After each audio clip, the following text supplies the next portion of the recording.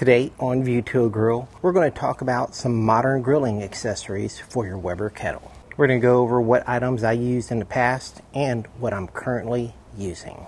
I'm Johnny, and the first thing we're going to talk about is how to start your fire. As a kid growing up, my dad used to always use lighter fluid. To get your coal started when using lighter fluid, you have to take time to stack your charcoal into a pyramid. Once you're done, you have to soak it with lighter fluid, and who even knows if that's healthy. Next, you'll get your matches or a lighter, start your fire, and do your best to avoid the combustion. And today, here's what I like to use. It's a Weber charcoal chimney starter. All you have to do is fill it to the top and use something like this Superior fire cup to get it started. When you light the fire cup, you put the full chimney starter right on top and all your flames are contained. When you're ready to use the charcoal in your chimney starter, all you have to do is pour it out to one side, instantly creating two-zone cooking. Whereas with the lighter fluid side, you have to scrape that around to get the charcoal in place. Overall, I think the chimney starter is easier to use than the lighter fluid. Now let's talk about charcoal baskets. In the past, we would either not use a charcoal basket or use these small Weber charcoal baskets. And the Weber charcoal baskets are pretty small with limited capacity, causing you to have to refill over long cooks frequently. And the modern charcoal basket is a Slow and Sear Deluxe.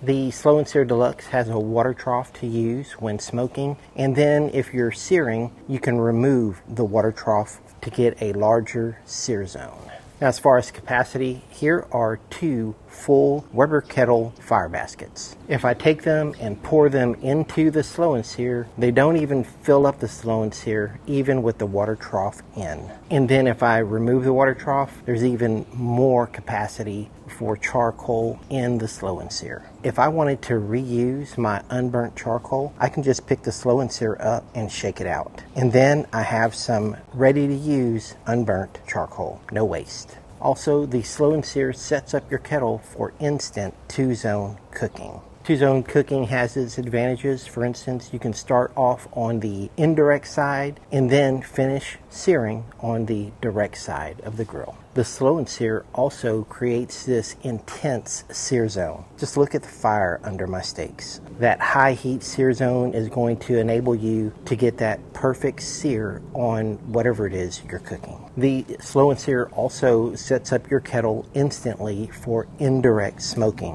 where you can get some great results on things like a brisket. Now let's talk about instant read thermometers. In the past, to tell when your meat was done, you would do things like press the fat pad under your thumb. To do that, all you have to do is relax your hand, and with just a relaxed hand, touch the fat pad under your thumb, and that would be rare. Now touch your index finger and then touch the fat pad under your thumb for medium rare. Touch your middle finger and then touch the fat under your thumb, and that's medium. Touch your ring finger, then touch under your thumb, that is medium well. Touch your pinky, then touch under your thumb, and that is well done. Honestly, that has really never worked out well for me. The only way to know for sure is to use an instant read thermometer. And I would recommend either the Tyfor Instant Read or the ThermoWorks ThermaPen 1. Using the Instant Read thermometer gives you an accurate reading of the temperature on the inside of your protein. And when you know the exact reading, that'll give you the results you're looking for. Because the only way to know for sure is to know the exact temperature.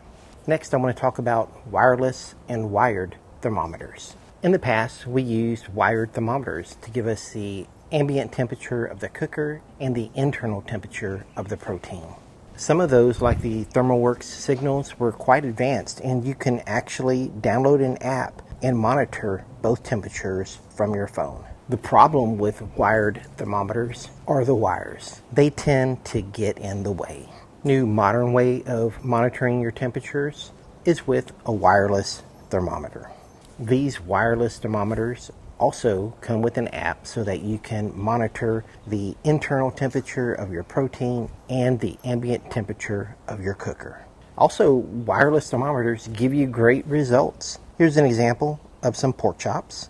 And these wireless thermometers, they give you great results without all the fuss of wires. Now let's talk about temperature control. In the past, we would maintain our temperature of our cooker by adjusting vents. Today, our modern way of doing that would be to use a fan controller, like the ThermoWorks Billows. Now here's an example of the setup with the new RFX thermometer, and you would set this up by using this adapter with the labels power and fan. You plug in the cord from the power side and then eventually get to your power source. On the fan side, that goes directly to the ThermoWorks Billows fan. Now this cord on top goes to the RFX thermometer, which you'll have your ambient temperature thermometer plugged into. All of this comes with an app on your phone to where you can set the ambient temperature and then monitor the internal temperature of your protein. What that means for you is you get to relax and just set the temperature on your phone, never needing to adjust the vents. If you get something like the ThermoWorks RFX system, it comes with a wireless probe thermometer as well, so you can monitor your internal temperature of the protein. When you're using something like a fan controller, it doesn't take a lot of forced air to maintain that temperature. Take a look at the fan blowing my string. Now, if you follow me on Instagram, you would see this example of the ThermoWorks Billows set up with the ThermoWorks signals. And the last thing I want to talk about is cleaning your grill. Now, cleaning your grill is essential to good barbecue. Old, burnt grill grates do not produce good barbecue. To clean our grill grates in the past, we'd use something like a wired brush. Now, if you're going to use a wired brush, use a coiled wired brush so you don't lose any bristles on your grill grates that could end up in your food. Coiled brushes aren't perfect. They eventually will start breaking apart after heavy use. When you see them like this, that means you need to get a new one where all the coils are still intact. These brushes are easy to use. They have a handle and you just scrape them in the direction of your grill grates. But in my opinion, they only work moderately well. A modern way of cleaning grill grates is to use a non-toxic grill grate cleaner like CitraSafe. To use CitraSafe, all you have to do is spray your grill grates and then let your grill grates set a minute and look at how much debris comes off just on my finger after 1 minute. You'll then grab your CitraSafe pad and scrub your grill grates.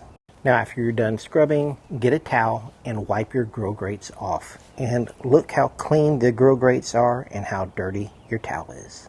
Now we've talked a lot about accessories today, and I hope you found some of this information helpful. Go ahead, like and subscribe. Thank you for watching A View to a Grill. I'll see you guys next time. Take care, y'all.